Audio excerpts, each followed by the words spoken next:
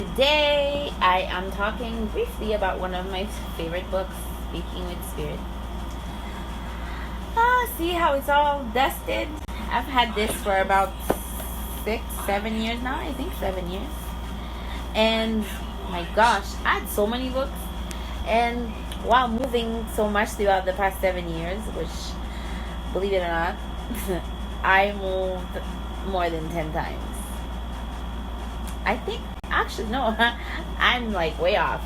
I moved actually at least 21 times in the past 7 years. Yes, I have. So just to tell you that my search, my quest, my journey has been very long. And I went from having 60 books to having just this one left. And I really like it. And I'm really glad that that's the one I have left. I have another one that I really regretted, which is called Metu Netter. Somebody stole it. So my Metu Netter book got stolen. And the young gentleman who's on his quest of learning, hopefully he's enjoying it as we speak, which I'm sure he is, although it's English, and last I checked, he's French. He speaks English, but he mostly communicates in French. But we're not going to talk about him or whatever he did. We're going to talk about how I actually still have all the volumes on my computer, but I like holding a book in my hand and reading it. Like, I don't know, you may call me old school, but I just like the fact that you're holding the book instead of just scrolling down on the computer. It kind of irritates me. Like, I like to feel the book. I like to see the book. I like to collect it. You know what I mean? Call me old school, whatever, but that's how I like it. So, we're going to talk about Speaking with Spirit and what it's about. This book went to Haiti and back with me 2 times. It's written by Rasepti Art Temple. That's when I used to be really into Kemetic, and my Kemetic journey was kind of big. It was strong. It still is, but I kind of tapped into something else, which is kind of the same thing, just more, I guess, more cultural to me, because I'm Haitian, right? Haitian Canadian, Asian Canadian American, whatnot. But it's kind of the same thing. It's kind of the same roots. You know, it's the same tree. It's the same tree.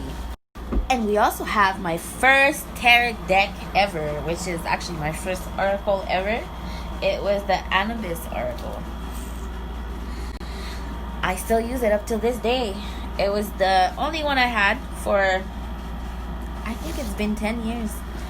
So far, I only have the boxes left because having my sons, they seem to all like playing with it. They all played with it at one time. Even my daughter. Everybody plays with it. And now my daughter's 18. And my youngest one is 3.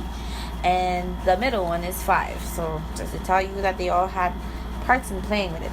So this oracle deck is very nice because it basically helps you know which journey you're on, where you at, what you should do. It's very interesting because it's always on point.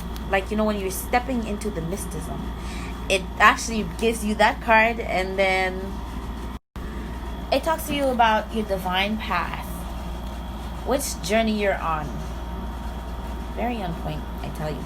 In fact, I think I'm gonna go and check with the netters and the netters. Yes. So we're gonna go back to Speaking with Spirit. So I love the book Speaking with Spirit. It touches a little bit of each culture.